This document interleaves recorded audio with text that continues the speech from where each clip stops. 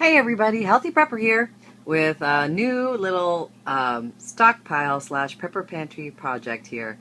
I'm going to show you what I'm going to attempt to tackle today. And here is the shelf in my prepper's pantry that I have long ignored, and something just needs to be done. It is time. It's spring cleaning time in the old prepper pantry, and here's what I'm looking at. So I just wanted to give you the before shot. And look at that. All detergent with food. Lordy May. Okay. And one of my biggest nemesis is that it's a drink area up high. And look how high I've got stuff piled there. And that's obviously just waiting to cascade and fall down. So, got my work cut out for me today. Hang on tight and I'll show you the after in just a few. Okay, everybody, Healthy Prepper here, back after the major overhaul. So let me do an up and down scan, first of all, for you from as far away as I can get in this room. Okay, there's the very top. That's where all the drinks are located. Next category is, these are baking items. Below this, half baking items, half snack foods. Down here, we have a combination of beans and go foods. And then down below we have, this is the fruit can category. And below that, I've still got some buckets of cans, and I'll explain why I have those there still. And I actually have extra space. Woohoo! So excited. Okay, so let's take a little closer look here at what I did. I got some crates from Target, and I decided that this would increase the amount of stability I would have above the regular shelving. These particular crates are 10 bucks each, and I was debating whether just to get some milk crates or use these, but these also have an inner shelf that you can insert at different levels in case you want to rearrange things. Plus, all these cubes all lock together, so they become very stable, especially when you're going up high. And they were very easy to, you didn't have to assemble anything. I love that. Anyway, I put those up there and I loaded them up, and that was easy for me to get up there. I didn't have to assemble any shelving or anything, so I was very happy about that. And basically, on the very left, I have all my coffee items. Got some singles Folgers up there, followed by some big coffee packs from Sam's Club, followed by some vacuum-sealed loose ground coffee, along with some open coffee that we use currently. So I store my current products along with my long-term storage products together in like areas. For example, the coffee is one area. And just some more coffee-like products, cocoa, cafe con leche, malted milk. These are all powdered products, and I really think that they're very prepper, pantry, long-term food storage friendly because they're dry and they can be reconstituted at any time. And this next section here, this particular cube, is home to fruit juices, vacuum-sealed juices, some coconut milk, and some, I think that's soy milk as well. And so I put all these here. I've had very good luck with the vacuum-sealed containers for juices and for different kinds of milks. These things here and these things here, so I'm not too worried about expiration dates on those. I've had good luck sometimes 2 and 3 years after the expiration date, so we do use those up, and that seems to be working for us. I just got a pile of soda here that I got at CVS not that long ago with some cocoa mix on top. And over here I've got more dry powdered mix, some big cans of Gatorade, which are great for electrolyte replacement for preppers in case an emergency situation. And also some Nestea iced tea packets that will fit very easily. They'll pour easily into water bottles, And I thought that would be good in case we are having to use alternative water sources like from streams or ponds or lakes, and we're boiling it or purifying it any way we can. But just in case the water doesn't taste very good, we've got ways to make it taste better as well after we purify it. Then here, shelf number 2, I've got my, oh, I'm also excited to say I can fit 2 more cubes here. Very excited about that. Yes, this really expands the possibilities of headspace. Yes, it does. Okay, sugar. I did have some sugar in other parts of my pantry, and I decided to consolidate it all in one area. So here is my sugar. I don't personally vacuum seal sugar because I haven't had a problem with it going bad or being infested by bugs, and I think it's going to be fine the way it is. Some may prefer to go further with that. Do whatever you feel comfortable with. This next section I call the baking section. I have in here, let me just get it a little closer. I'll come over on the side so I can show you all sides of it. But basically,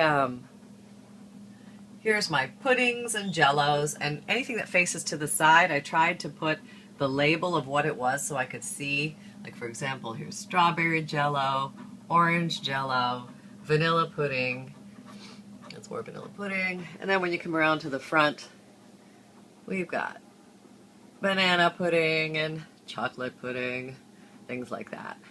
And also in back here, I've got, this is cornstarch, and beside that in back I've got baking soda and baking powder. I don't use those all that often. I know where they are. I know they're in my baking section, so I can find them if I have to. I've got some olive oil, several bottles of that in here. I've got sweetened condensed milk, table cream in the cans for longer lasting supplies. These are buttermilks that I've packaged away for long-term food storage. Powder form, very great for the prepper. I do have some cake mixes here that I use currently, so they will not be boxed and stored away. Let's see, let me back it up here again. Okay, there we go. All right, this next section I would call snacks, and this first area here is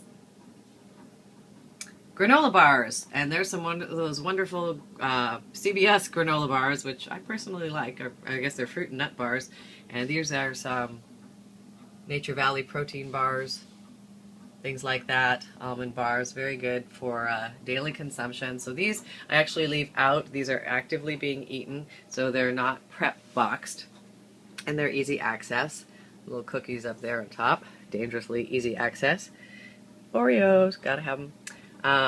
These I wasn't that thrilled about, but I know my husband will eat them. Popcorn K chips. I just put them in a vacuum seal thing because he might not get around to it for a little bit. I've got some Ritz crackers back there. The front ones are ready to be eaten now, and I've got several boxes behind that, which I've gone ahead and medium to long-term food storage prepared by vacuum sealing the sleeves of crackers inside and just returned them back into their home box, and I wrote long-term food storage on the outside.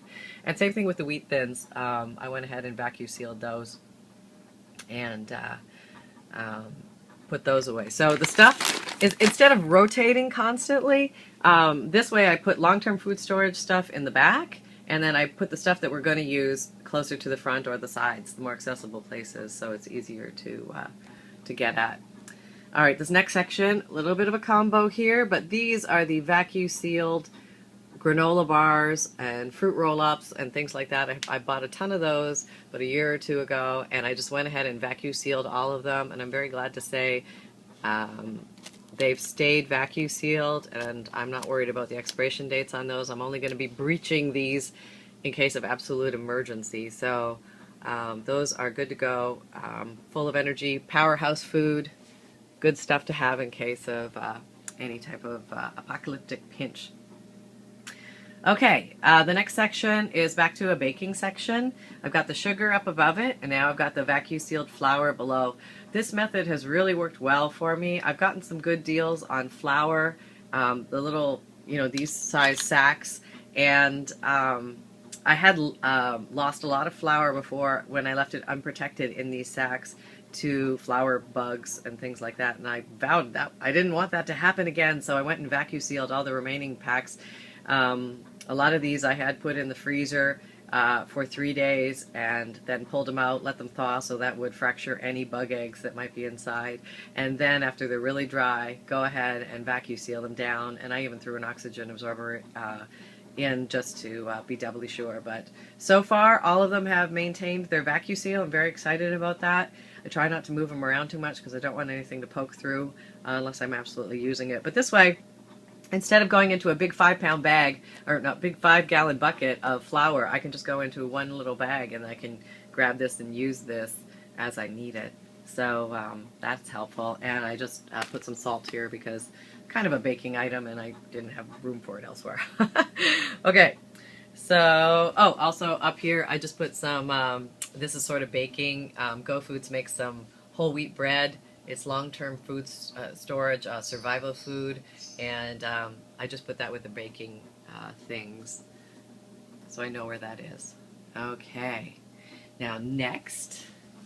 Okay, let me explain the big buckets of cans down below.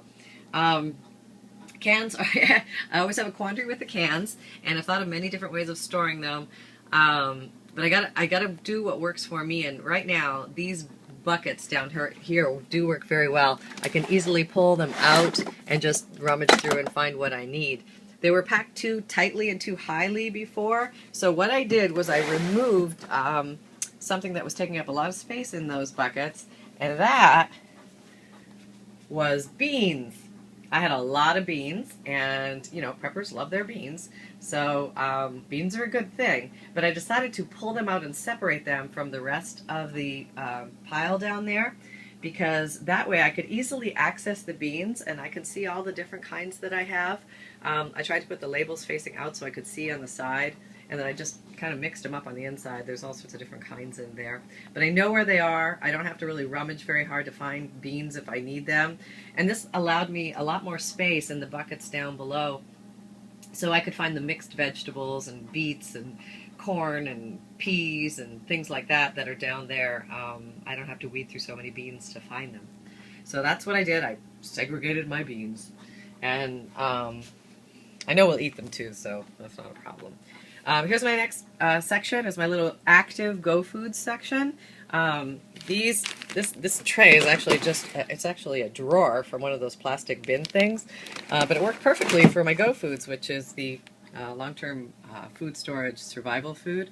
And we also eat this on a weekly basis, so what I did was I opened a couple boxes and I went ahead and just put them in here for quick and easy access. We can just flip through and find out what we want to eat that night. Same thing here, another bucket of Go Foods.